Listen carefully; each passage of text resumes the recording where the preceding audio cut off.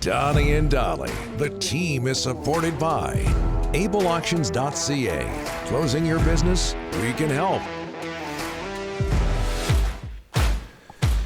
It is Wednesday, and all of our guests today are brought to you by our title sponsor, Able Auctions, and ableauctions.ca.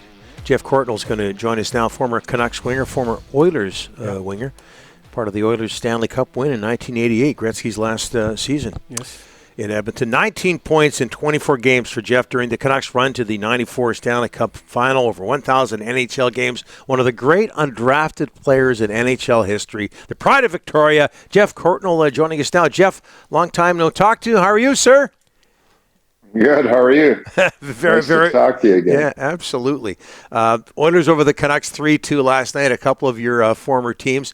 Everybody, it seemed, picked the Oilers to win this series. Did you expect the Canucks to be this competitive against McDavid and company?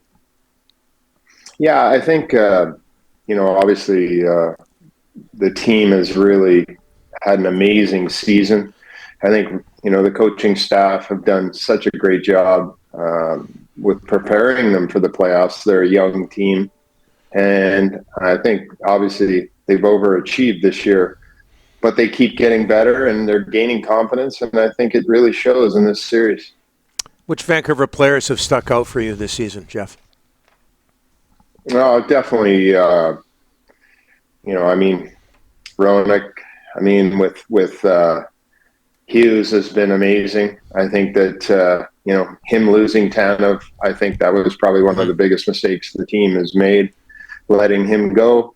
I think for Quinn, it was tough for him for a couple of years until he got Roenick. And now I think that they're a great, pair. And then I think JT Miller is, as far as I'm concerned, probably the heart and soul of the team. Definitely comes to play, wants to win every game. Dakota Joshua, Garland, I think that line, whoever they've been with this year, they've come to, be one of the top lines in the league as far as competing. And I think Dakota Joshua's, really starting to become a real good power forward. Hey, Geoff, a lot of heat on Patterson these days. He's only got one goal in the playoffs so far. What are you seeing in his play right now? Well, I think the playoffs is a much different game than regular season. Everything happens quicker. It's more intense. There's more physical play. And confidence is everything. And I think you saw his reaction when he missed that empty net goal in the first game against Nashville. And I think that's the way he's played since then. And it's unfortunate. But,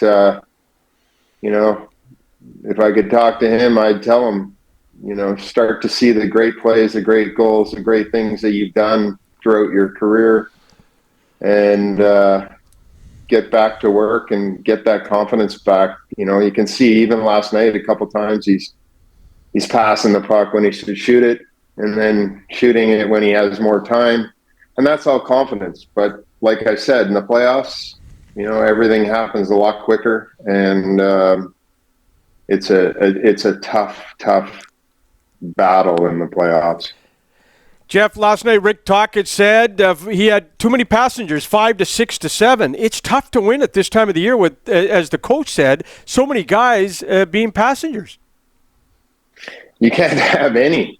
Yeah. I think that, you look at our 94 team. I mean, they predicted Calgary to win the Cup that year, and we were down 3-1 and came back and beat them. And there is no way we would have gone as far as we did with that team if everybody wasn't, giving their best and battling every night and showing up. And, I mean, it took all different contributions from different players in different games throughout the playoffs, and I think that's why we were successful.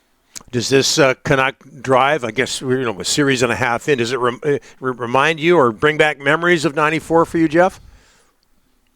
Well, I mean, I think obviously the city, everybody's excited like they were back then in 94, which is great to see. I mean, it's exciting hockey. I mean, they've played, I think, the Nashville series, they played great. I think that they've played above and beyond what anyone thought they would do without Demko. And I think the future for the Canucks is pretty exciting. Yeah. Do you remember playing against Rick Tocchet? What was he like to play against? What do you think? Yeah. What do you think of the job he's doing as a head coach? Oh, he's done a phenomenal job. And yeah, I played against him. I can remember, he was a tough guy to play against. And I joked with him last time he and I were together. I said, yeah, I remember in Washington, we had a huge rivalry with Philly, and Rick was probably one of the toughest guys in the league. And, I faked to dump it in on Hextall and shot it on the net from just outside center. And he went behind the net to get the puck, but it went in the net. And he chased me. Hextall chased me with the puck and shot it at me, and he got kicked out of the game. And I said to Rick, yeah, next face-off, you came out there and you slashed me in the back of the leg so hard, I swear to God, I had friggin' cramps in my calves for 2 weeks. How would you have done if Hextall caught you? Oh, God.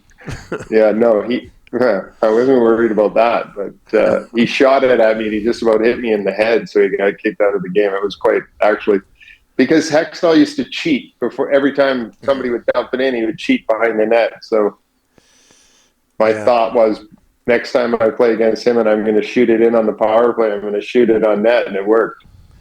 Well, how would you compare the hockey then to what you see now, Jeff? Well, I think that, everyone asked me that, and I said, man, I wish I could play now. I mean, there's no hooking, no holding, and no one trying to beat the crap out of you every shift. But, I think that for the speed guys and the guys who can skate, it's a great game. I think it's a fast game. I think it's the playoffs this year is very exciting. Teams are all very evenly matched throughout the league and the playoffs, and I think the biggest difference back then when I played, even in 2000 when I retired, is a pretty physical, nasty game compared to today. For people who don't know, Jeff, what are you up to these days? Not too much, just managing all my stuff and working on all our mental health stuff for the Courtnall Society.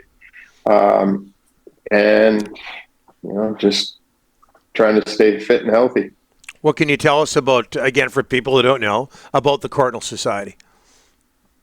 Well, the Courtnall Society, what's happened is we built in, 2004 and 5, we had a Courtnall Celebrity Classic golf tournament. We raised a lot of money. We built the Archie Courtnall Memorial Center, our emergency mental health center in the Jubilee Hospital for people that are suicidal or going through tough times. And that was very successful. And then the next golf tournament we raised the money for the mental health ward in the Jubilee Hospital. So right now people can go from the Archie Courtnall Center and then into the mental health ward in the Jubilee. So from that, we've had a lot of families and a lot of people that have continued to donate money to us. So we formed the Courtnall Society, and we raise money, and we continue to help grassroots organizations raise awareness and also get funding and help in general in the community, because there's just so much work to do. Yeah, and for people who don't know, Archie, your late father, and his story is well documented. Thanks so much for this, Jeff. We really appreciate it. You're in your 60s. Next time you visit us, could you please lose some hair just to make me feel a little bit better? Okay? Work on that. I gotta go get it cut again today. Okay, good. Oh, nice. Yeah, right to the wood. Once a month, whether you like it or not. Yep. Well, at least you have to get a cut.